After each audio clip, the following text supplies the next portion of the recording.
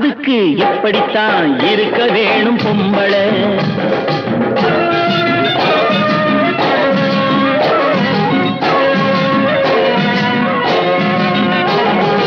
உடல் அழகை ஊரு மெச்ச காட்டக்கூடாது, மேலே உடுப்புகளை இடுப்பு தெரிய மாட்டக்கூடாது. உடல் அழகை ஊரு மெச்ச காட்டக்கூடாது, மேலே உடுப்புகளை இடுப்பு தெரிய மாட்டக்கூடாது.